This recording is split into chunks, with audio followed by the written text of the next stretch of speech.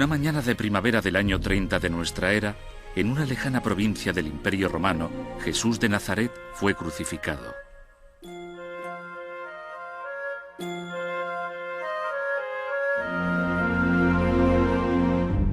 Aunque en aquel momento fue algo insignificante, la vida, muerte y resurrección de Jesús cambió el mundo por completo.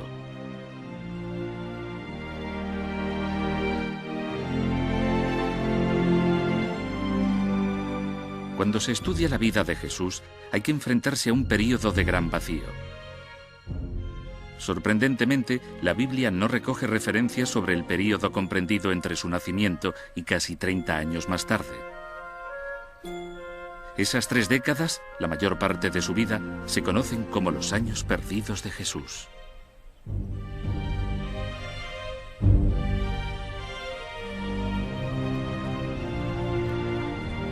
¿A dónde fue Jesús y qué hizo durante aquellos años perdidos?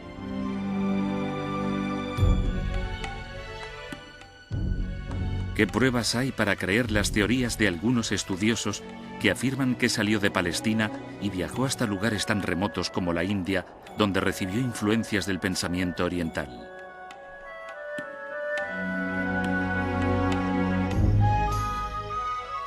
¿Por qué situó el poeta William Blake a Jesús en Inglaterra en el siglo I?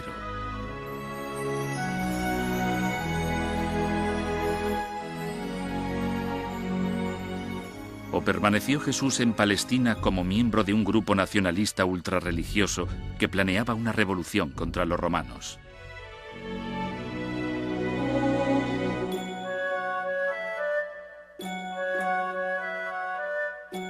¿Por qué no habla la Biblia de aquellas décadas?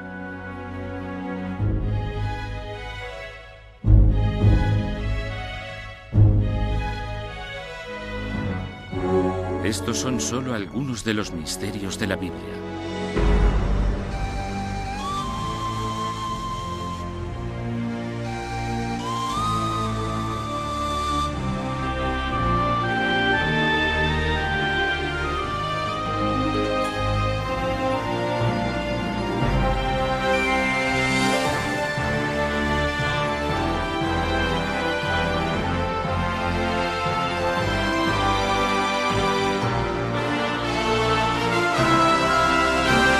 Misterios de la Biblia.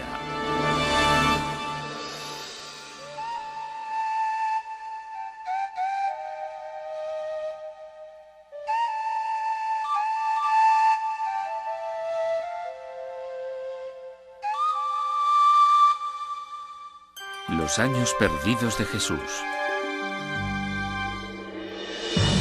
La búsqueda de Jesús.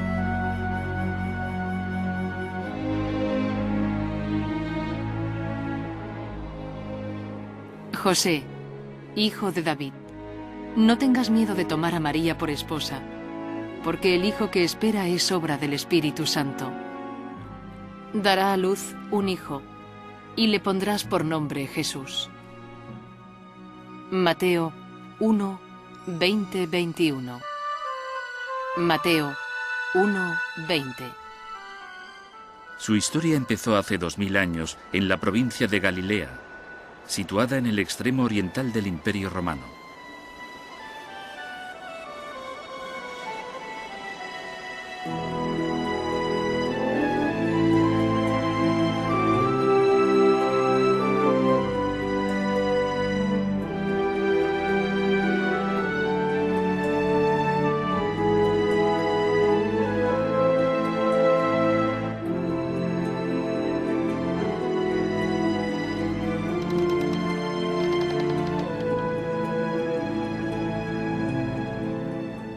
Desde entonces, en todos los continentes y a lo largo de los siglos, en multitud de comunidades cristianas, la historia de Jesús se ha contado una y otra vez en cientos de lenguas.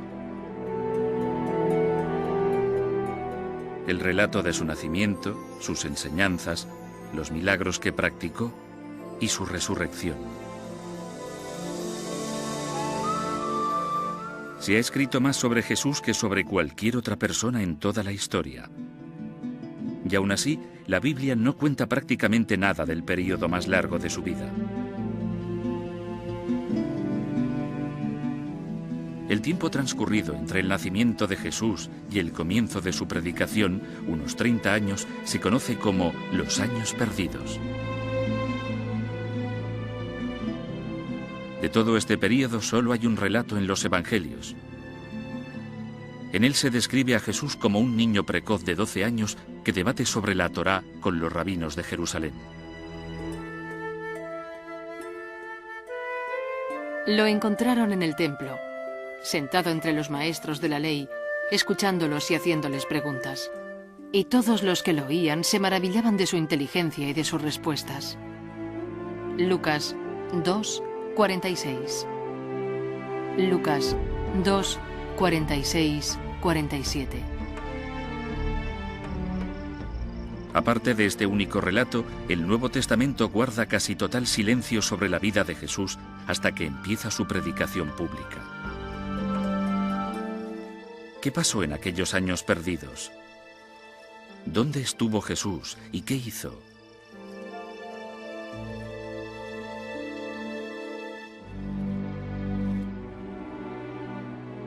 Jesús volvió con ellos a Nazaret, donde siguió creciendo en cuerpo y mente y gozaba del favor de Dios y de los hombres. Lucas 2, 51. Lucas 2, 51, 52. Lo más que podemos decir sobre su juventud es que caminaba solidaria y silenciosamente junto a su pueblo, que seguramente era carpintero y que trabajaba con las manos. Alguien que vivía una vida sencilla en un pueblo de campesinos. Pero incluso esto es una especulación, ya que no se dice nada de ello en el Nuevo Testamento. ¿Por qué nos da la Biblia tan poca información? Casi todo lo que sabemos de Jesús tiene su origen en los 4 evangelios del Nuevo Testamento, los de Mateo, Marcos, Lucas y Juan. Nos puede parecer inconcebible, pero yo creo que los evangelistas eran eso, portadores de buenas nuevas. No eran biógrafos ni historiadores. Lo importante de Jesús era su mensaje espiritual, su sacrificio redentor, no los detalles de su vida personal. Eso es algo que nos interesa a nosotros en la actualidad. Según la mayoría de estudiosos, los evangelios del Nuevo Testamento no son relatos de primera mano, presenciados directamente. Los expertos en la Biblia creen que son la primera recopilación de las diferentes tradiciones orales y de fuentes anteriores, y que fueron escritos entre 40 y 100 años después de la crucifixión de Jesús. El problema de los evangelios y el Jesús histórico es que no se puede estar seguro de que es histórico. Y este debate dura ya más de 250 años. Es una cuestión difícil.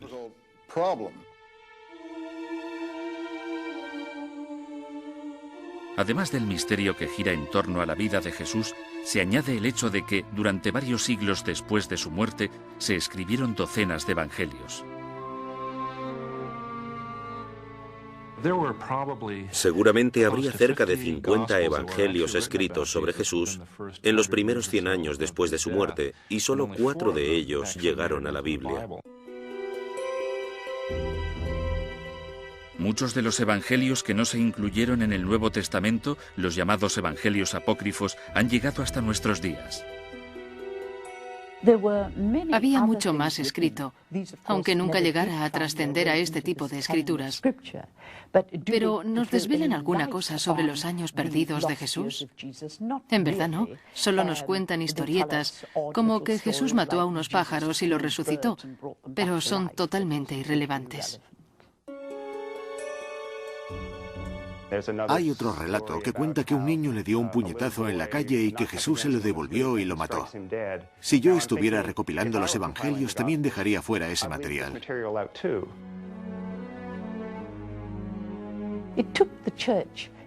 A la Iglesia le llevó unos 500 años fijar la imagen de Jesús. En los diversos concilios que se celebraron en aquel periodo de tiempo, se debatieron ampliamente muchísimos aspectos de Jesús. Por eso les llevó tanto tiempo. La gente, en general, no sabe que el Jesús que conocemos hoy en día es el Jesús que se forjó en aquellos 500 años, el Jesús de la fe.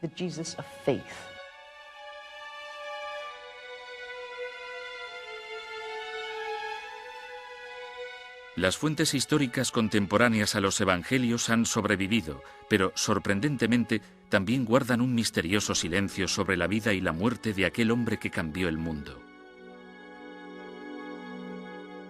Uno de los grandes misterios sobre Jesús es por qué ninguno de sus contemporáneos escribió sobre él. Había muchos historiadores y escritores que vivieron en tiempos de Jesús y que recogieron sucesos de Palestina en aquella época. Aún así, ninguno escribió sobre él. Hay pocos puntos de referencia. Hasta cierto punto se puede reconstruir su vida pública, pero incluso en eso difieren ampliamente los expertos. Por eso es tan difícil recrear la persona de Jesús. Cada experto parece tener sus propias ideas. Así que cuando se intenta proyectar su vida más allá de los evangelios y se intenta recrear su vida oculta, te encuentras con que no hay manera si no es a través del contexto histórico y de hipótesis de lo que pudo haber hecho.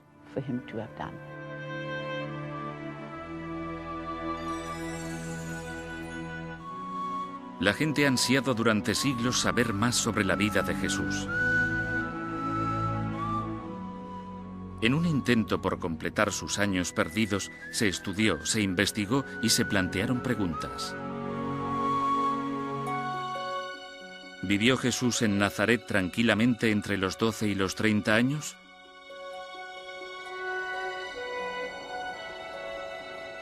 ¿O puede que en todo ese tiempo Jesús viajara, estudiara y predicara fuera de Palestina?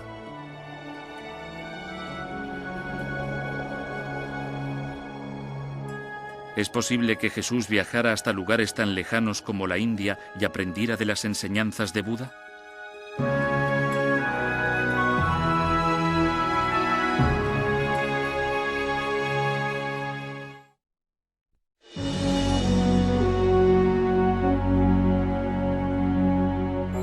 Hacia la India.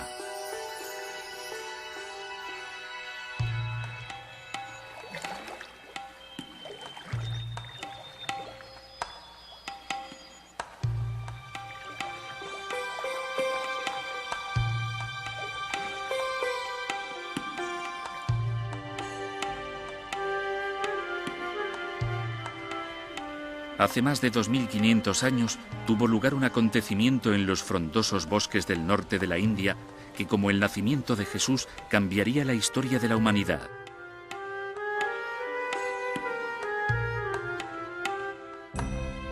Sentado a la sombra de una higuera, el joven príncipe Siddhartha Gautama prometió no levantarse hasta que hubiera encontrado y resuelto los misterios de la existencia humana.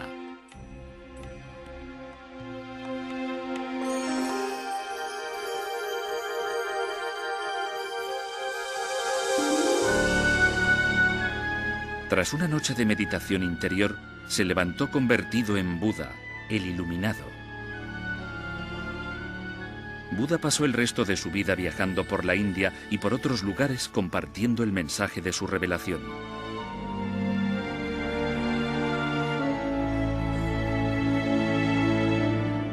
¿Pudo Jesús haber estado en contacto con las enseñanzas de Buda? ¿Es posible, como piensan algunos, que viajara a la India en sus años perdidos?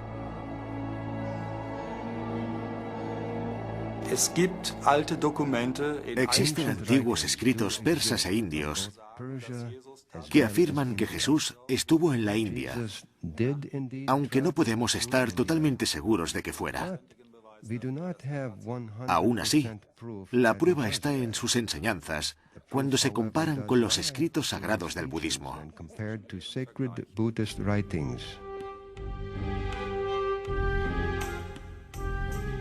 Algunos estudiosos han encontrado considerables similitudes entre Jesús y Buda. Se dice que, como Jesús, Buda curaba milagrosamente a los enfermos, que andaba sobre el agua o que alimentaba a multitudes con solo unos panes.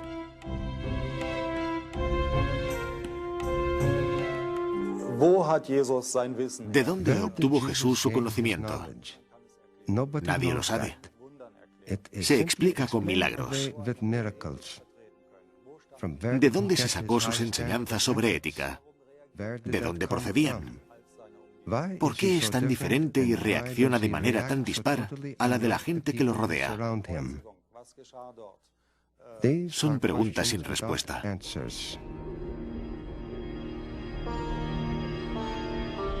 ¿Influyeron las enseñanzas de Buda en Jesús?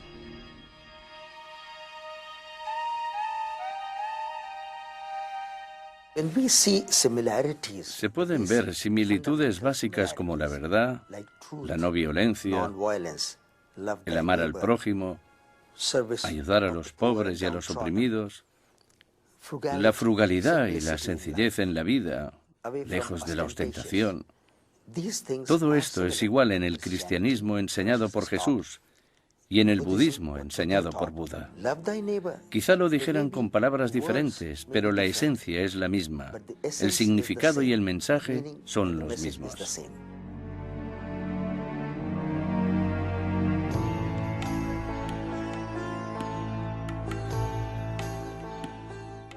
La India está a unos 5.000 kilómetros de Palestina.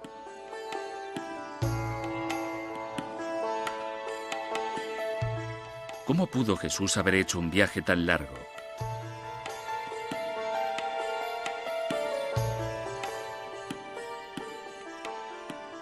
En realidad habría sido muy fácil para Jesús ir a la India. Había muchas rutas comerciales entre el Imperio Romano, en el que estaba Palestina, y Asia.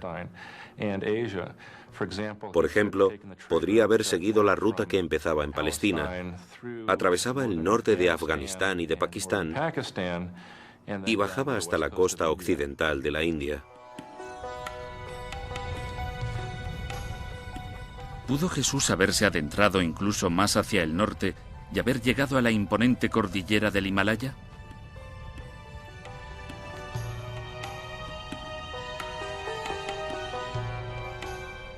La controvertida historia que narra Nikolai Notovich sugiere que así fue.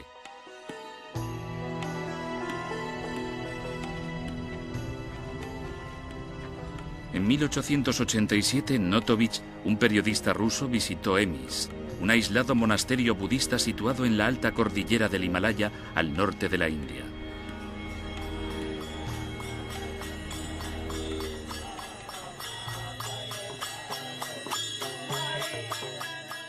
En su libro La vida desconocida de Jesucristo, Notovich afirma que le fueron mostrados unos manuscritos en los que se relataba la vida de un profeta errante llamado Isa.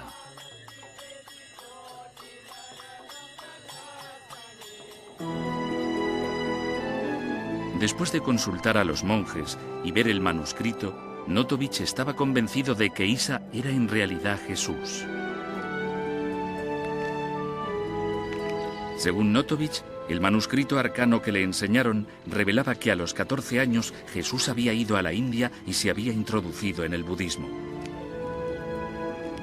Tras años de estudio y predicación en Asia, pudo volver a Palestina llevándose consigo las creencias budistas.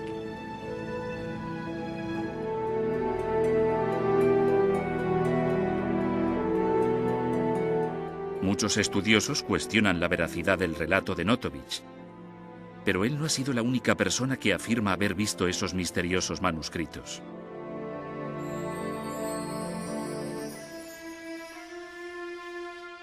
En los años 20, un sacerdote hindú fue al mismo monasterio de Emis. Tradujo algunos pasajes, aunque no todos, y los publicó en un libro. Las traducciones eran casi paralelas a las primeras traducciones que había hecho Notovich.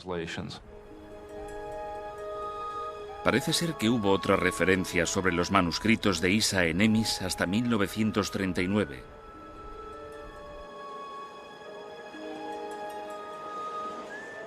Pero desde aquel momento, el paradero de estos ha estado envuelto en un halo de misterio. Las leyendas siguen vivas y van creciendo conforme se van publicando libros y artículos, a menudo controvertidos, sobre los años perdidos de Jesús.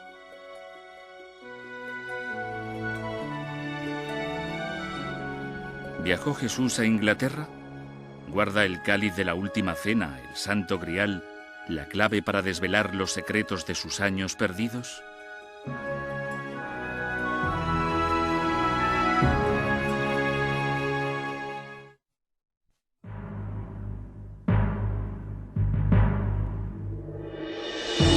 Inglaterra y el Santo Grial.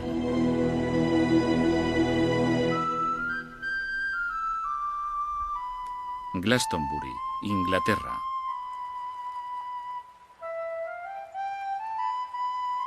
En un emplazamiento cargado de misticismo, entre prehistóricas fuentes sagradas,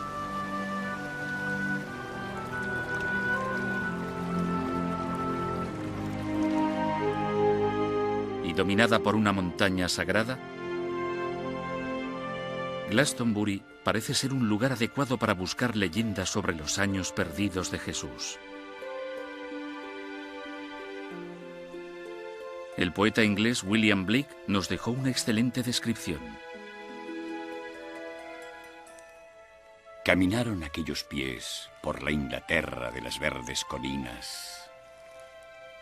¿Fue el Cordero de Dios visto en aquellas dehesas divinas? William Blake Milton, un poema en 2 libros, 1804.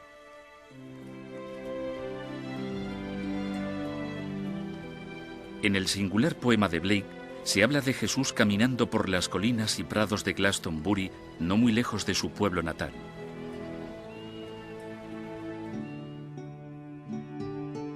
La leyenda de Glastonbury culmina en el año 63 con José de Arimatea, un discípulo de Jesús que fundó la primera iglesia cristiana de Gran Bretaña.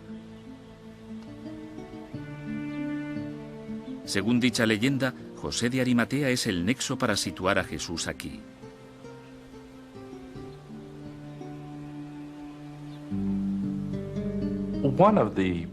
Una de las tradiciones populares de la Iglesia Ortodoxa Oriental, también viva en Inglaterra, es que el personaje de José de Arimatea era en realidad el tío abuelo de Jesús.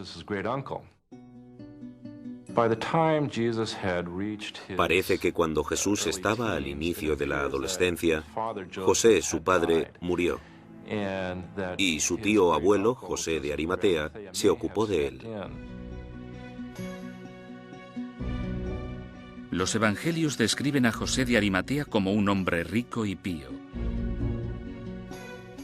Las leyendas de Glastonbury añaden además que hacía negocios comerciales entre Palestina y la antigua Inglaterra. Inglaterra estaba en la red comercial de aquel momento. Tenía estaño, que era un material muy valorado, y José comerciaba con dicha materia. Por eso era tan rico y tenía tantas influencias. En algunas de las primeras versiones de los evangelios en latín se describía a José de Arimatea como un decurión, un título que otorgaba Roma a los oficiales de minería. Si Jesús era sobrino de José de Arimatea, ¿pudo haber ido con su tío a Inglaterra?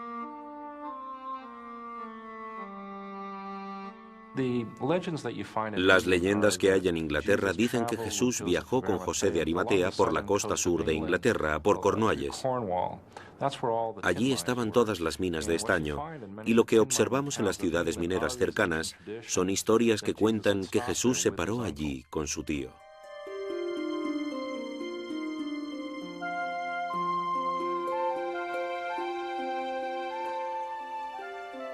La población que vivía en la zona en la época de Jesús era druida. Y puede que fuera especialmente receptiva a las enseñanzas de Jesús, ya que su religión misteriosamente tenía ciertos parecidos con el cristianismo. En la época en que vivió Jesús, la religión predominante en Inglaterra era el druidismo. Los druidas creían en un futuro Mesías y, de hecho, según algunos historiadores, utilizaban la palabra Jesús para referirse a él. y tenían los conceptos de cuerpo y alma, así como muchos otros que se reflejaron posteriormente en el cristianismo.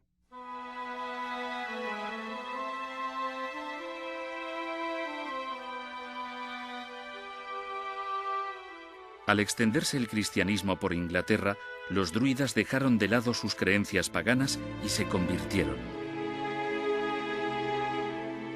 ¿Vieron los druidas cumplida en la vida de Jesús su profecía sobre el Mesías?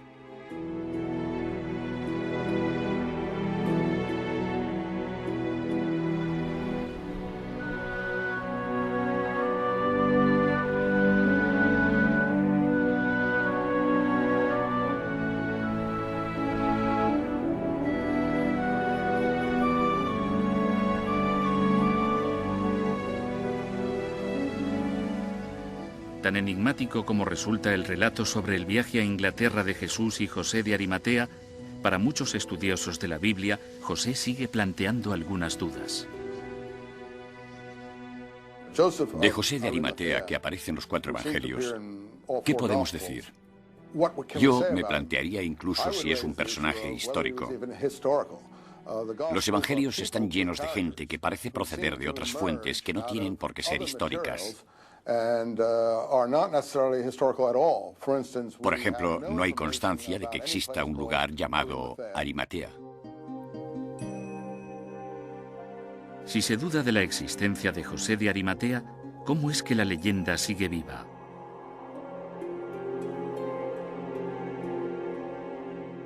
El problema de la gente es que confunde la literatura con la historia. Los evangelios son literatura, las tradiciones son literatura, pero la historia se forja con materiales mucho más firmes que esos.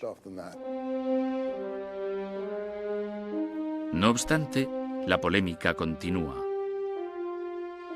ya que hay otra misteriosa leyenda asociada a José de Arimatea y Glastonbury.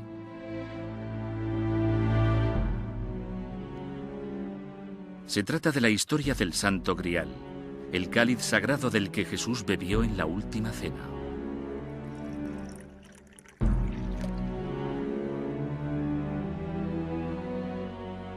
Luego tomó en sus manos una copa, y habiendo dado gracias a Dios, la pasó a ellos diciendo: «Bebed todos de esta copa, porque esto es mi sangre, sangre de la alianza nueva y eterna, que será derramada en favor de muchos, para el perdón de sus pecados».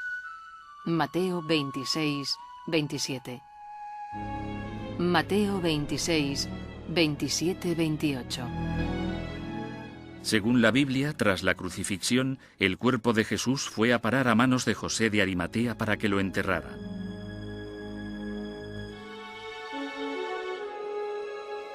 La leyenda de Glastonbury cuenta que José hizo un último viaje a Inglaterra para predicar el Evangelio, y que con él se llevó el cáliz de la última cena. Se dice que José enterró la copa en algún lugar de Glastonbury.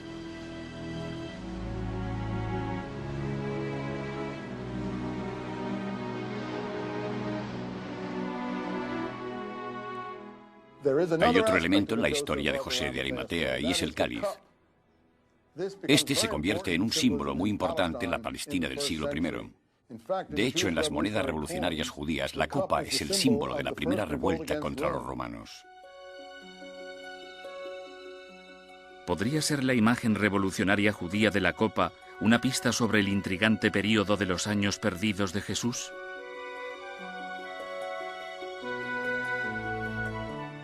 ¿Pasó Jesús sus años perdidos en el desierto con una secta apocalíptica de fanáticos religiosos?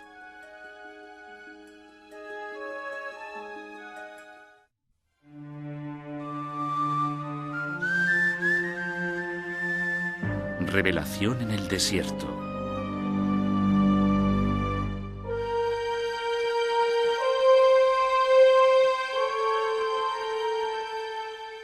El Mar Muerto. 25 kilómetros al este de Jerusalén y a más de 400 metros bajo el nivel del mar, el lugar más bajo de la tierra.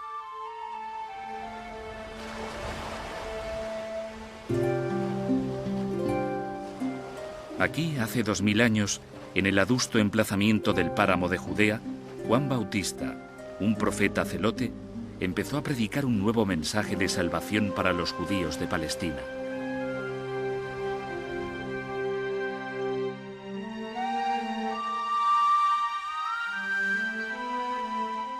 Sucedió que Juan Bautista se presentó en el desierto bautizando a la gente. Les decía que debían convertirse a Dios y ser bautizados para que Dios les perdonase sus pecados. De toda la región de Judea y de la ciudad de Jerusalén salían a oírlo. Confesaban sus pecados y Juan los bautizaba en el río Jordán. Marcos 1:4.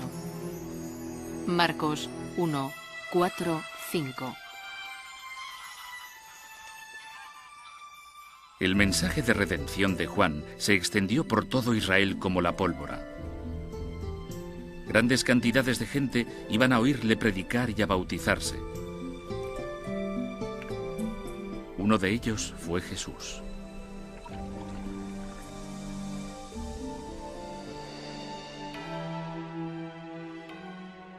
Por aquellos días, Jesús llegó a Nazaret, en la región de Galilea, y Juan lo bautizó en el Jordán. En el momento en que salía del agua, Jesús vio que el cielo se abría y que el Espíritu bajaba sobre él como una paloma. Marcos 1:9. Marcos 1:9-10. Todas las fuentes se unen en el punto en que Jesús aparece entre los seguidores de Juan Bautista.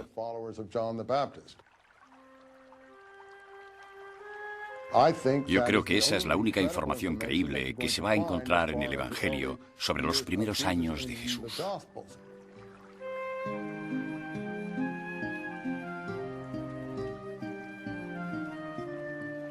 ¿Cuál fue el origen del excepcional concepto del bautismo?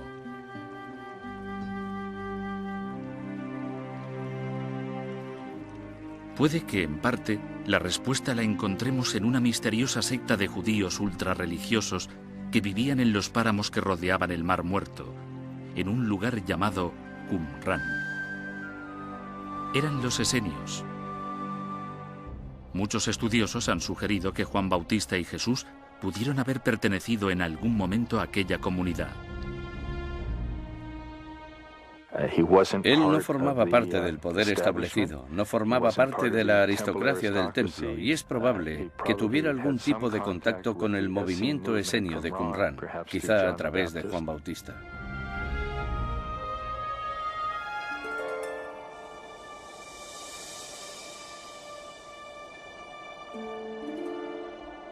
En Qumran fue donde en 1947 se descubrieron los manuscritos del Mar Muerto, los fragmentos más antiguos que se conservan del Antiguo Testamento.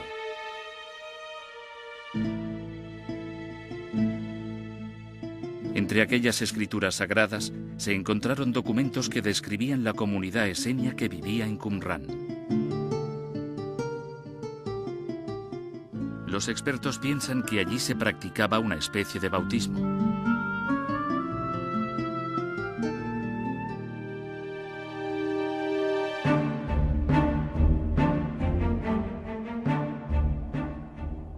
Las aparentes conexiones entre Jesús, Juan Bautista y la comunidad esenia han servido para avivar la polémica entre los estudiosos de la Biblia.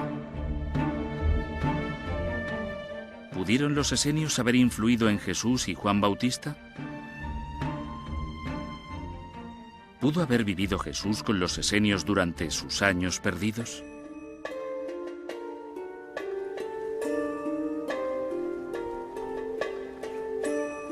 Los expertos han descubierto otros paralelismos sorprendentes entre Jesús y los esenios. Estos se distinguían por el amor al prójimo, su sencillez en la vida y su estricta obediencia a las leyes de la Torá.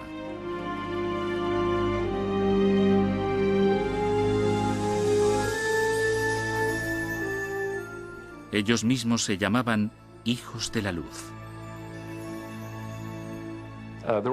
Había muchas similitudes entre Jesús y su estilo de vida y el de los esenios. Estos vestían de manera muy sencilla, los bienes que tenían eran comunes y se los repartían según sus necesidades. Apenas tenían bienes materiales. Y estas son las características que conocemos de la doctrina de Jesús hoy en día.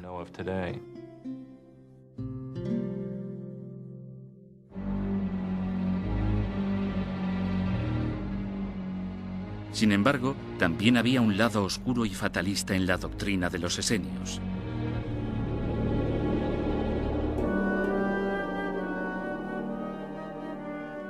Uno de los documentos encontrados, conocido como los manuscritos de la guerra, ha inducido a los expertos a pensar que los esenios eran fanáticos religiosos.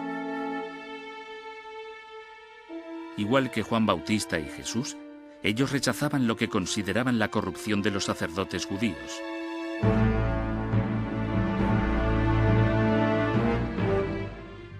Además, estaban preparados para luchar hasta la muerte contra la ocupación de Tierra Santa por parte de los idólatras romanos.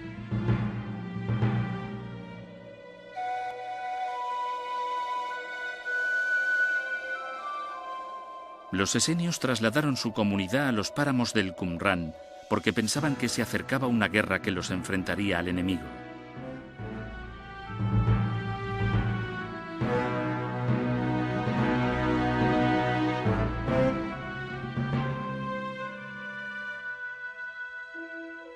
El líder esenio de aquel conflicto sería el Mesías descrito en los manuscritos de la guerra como el maestro de la justicia.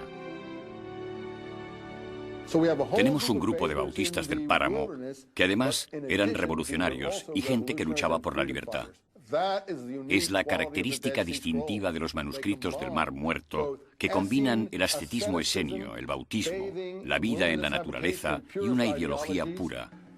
Pero también tienen una visión militante y de guerra apocalíptica del Hijo del Hombre, que bajará de las nubes del cielo para luchar en la guerra final contra toda la maldad de la tierra.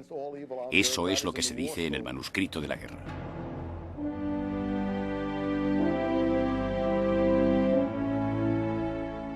Según algunas traducciones de los manuscritos, el maestro de la justicia podría ser el Mesías.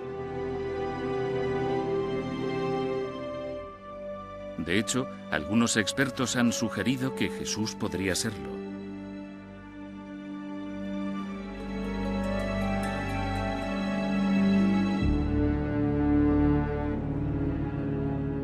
Sin embargo, otros destacan algunas contradicciones que suponen implicaciones de importancia.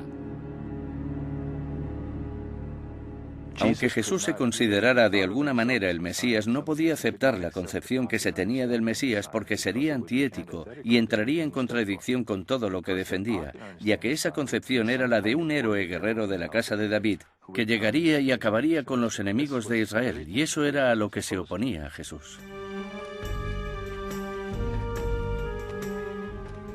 Aparte de ser conocido como el príncipe de la paz y de la salvación, ¿hubo otros aspectos de Jesús no recogidos en el Nuevo Testamento? Durante sus años perdidos, la gente que escuchaba sus predicaciones luchaba contra los romanos. Pero probablemente su lucha se basara en algo más importante, en la concepción religiosa de un solo Dios.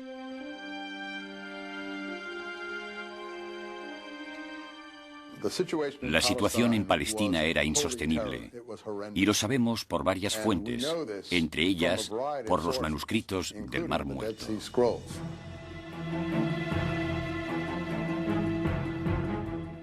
Contra aquella escalada de opresión violenta predicaba Jesús.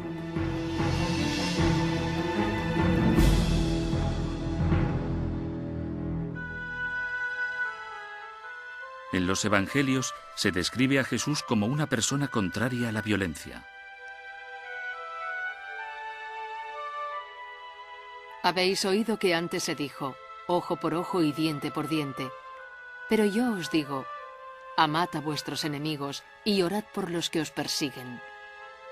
Mateo 5:38.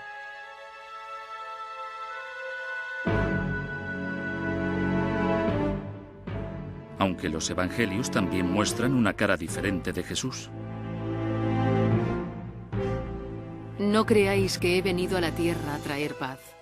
No he venido a traer paz, sino espada. Mateo 10:34.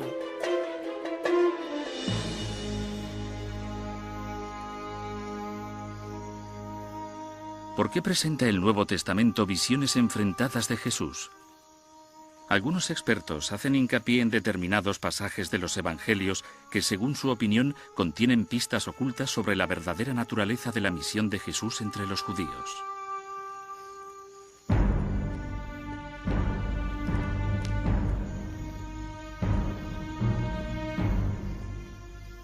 Entonces los otros se acercaron, echaron mano a Jesús y lo apresaron.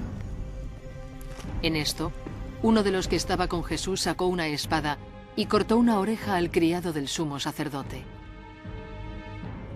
Mateo 26:50.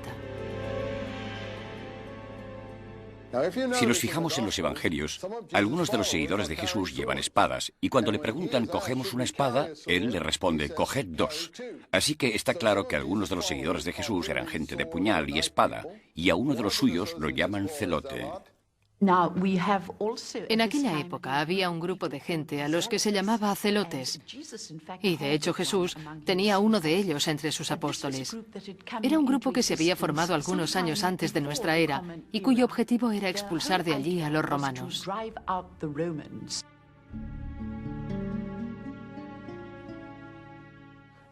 Uno de los problemas del Evangelio y su propia historicidad es que los autores están intentando limpiar la causa por la que Jesús fue claramente crucificado. Los romanos no crucificaban a blasfemos. La crucifixión era el castigo de los romanos para la insumisión política. Por lo tanto, fue claramente crucificado por revolucionario.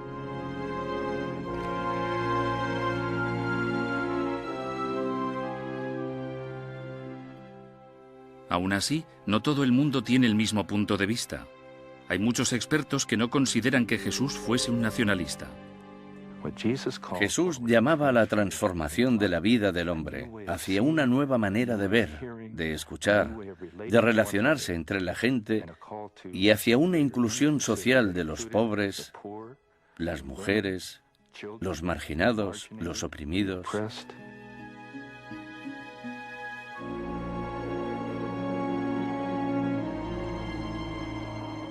Si Jesús estuvo implicado en una revolución, puede que eso explique el vacío que existe en ese periodo de su vida. Si Jesús era uno de aquellos revolucionarios casi ascetas, vegetarianos que vivían en aquellos páramos, es obvio que su carácter revolucionario no podía trascender a los evangelios tal y como los tenemos, ya que habría sido imposible difundirlos en un mundo de orientación romana.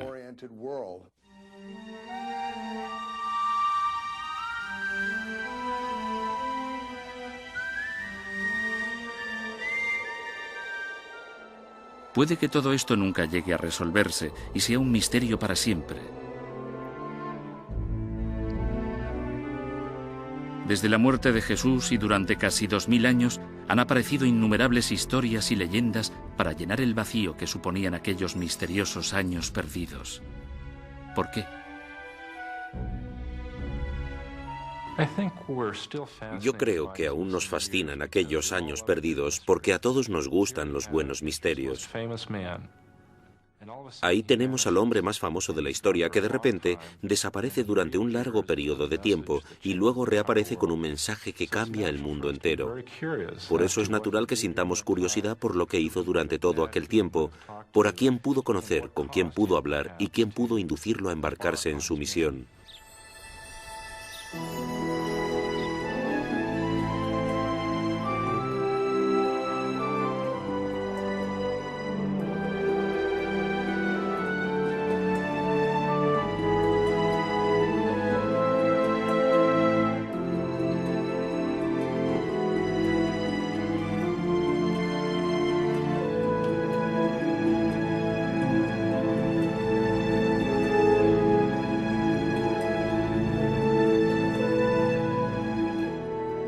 Quizá el misterio de los años perdidos de Jesús sea un capítulo secreto que se supone que nunca tendríamos que llegar a leer.